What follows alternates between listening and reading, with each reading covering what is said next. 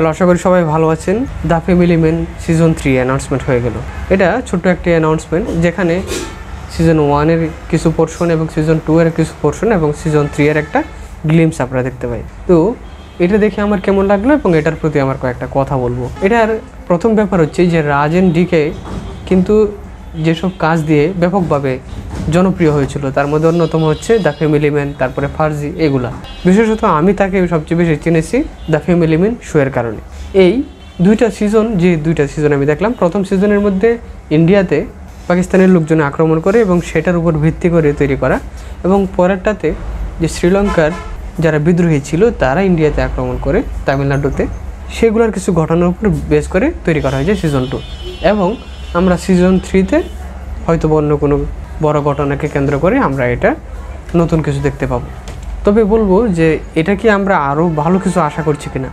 হ্যাঁ, আমরা বিশেষত আমি মনে করতেছি আমরা আগের দুইটার চাইতে আর একটু ভালো পাবো। কেননা যেখানে দেখেন আমরা ছোট্ট কয়েকটা গ্লিমস আমরা দেখতে পাই, যেখানে নিমরত কৌরকে আমরা মনে করতেছি যে সে কোনো প্রশাসনিক লোক হবে। আবার এখানে নেগেটিভ শেডে থাকবে জয়দীপ আহলেওয়াত, সে কিন্তু নেগেটিভ শেডে খুব ভালো করে এবং তাকে মূলত পরিচিতি হিসাবে আমরা দেখি নেগেটিভ শেডের। তার পজিটিভ সাইডে অনেক কাজ রয়েছে, যেমন পাতার লোক, খুব পজিটিভ সাইড তার কাজ একটা এবং খুব ভালো একটা কাজ, কিন্তু এখানে আমরা তাকে নেগেটিভ শেডে দেখতে পাবো এরকম মনে হয়েছে। এবং আরেকটা জিনিস আমাদের কাছে মনে হয়েছে যে এখানে ছোট একটা ডায়লগ, তাতে মনে হয়েছে যে এটার মধ্যে হয়তো বা শুধু অ্যাকশন আর ভায়োলেন্স না, হিউমার রসও থাকবে। যেমন তাকে জিজ্ঞাসা করে যে আপনি কি করেন, সে বলতেছে কি যে সে লাইফ অ্যান্ড রিলেশনশিপের কাউন্সিলিং করে, অথচ সে ফ্যামিলি ম্যান হিসেবে খুবই বাজে পারফর্ম করছে।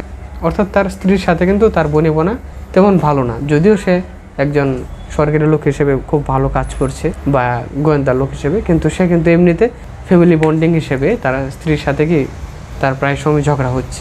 তো ওই জায়গায় এটা কিন্তু আমাদের কাছে মনে হয়েছে যে তার ডায়লগটা আমাদের কাছে একটা হিউমার রসের মতন কমেডি মনে হয়েছে।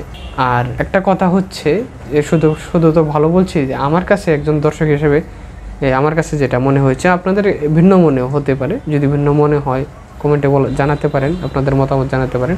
সেটা হচ্ছে যে এই যে দুইটা সিজন আগে দেখলাম, তাদের যে নেগেটিভ শেডের যে স্টোরি বিল্ডিংগুলো এবং তারা যেই পরিমাণ দাপটের সাথে এই নেগেটিভ শেড ক্যারেক্টারগুলো এগিয়ে যায়, সেই হিসেবে তাদের আরও দুর্দান্ত ক্লাইম্যাক্স হওয়া দরকার ছিল। আমি দুইটা সিজনের মধ্যে মনে করেছি যে তাদের ক্লাইম্যাক্সটা আরও দারুণ হওয়া দরকার ছিল। তারা যেরকম স্ট্রং এবং যেরকম দাপটে ক্যারেক্টার প্লে করেছে নেগেটিভ শেডের ক্যারেক্টারগুলো, সেই অনুযায়ী তাদেরকে মনে হয়েছে যে যেহেতু ধরতে হবে, সিজন শেষ করতে হবে, এই হিসাবে তাদেরকে ধরে ফেলেছে। না হয় আমার কাছে মনে হয়েছে যে এই নেগেটিভ শেডের ক্যারেক্টারগুলোকে যখন মনোজ বাজপেয়ী সহ তার টিমের লোকেরা ধরছে, সেটা আরও কঠিনভাবে আরও থ্রিলার নিয়ে ধরা উচিত, যাতে আমরা ওই ক্যারেক্টারের যে সম্পূর্ণ শক্তি দিয়ে নিজেকে সেভ করার চেষ্টা করছি সেটা যাতে আমাদের মনে হয়। কিন্তু আমার কাছে ব্যক্তিগতভাবে মনে হয়েছে যে সেটা শেষ দিকে এসে কি তারা পারেনি, তার নেগেটিভ শেডের ক্যারেক্টারকে ধরিয়ে দিবে বা পরাজয় করবে,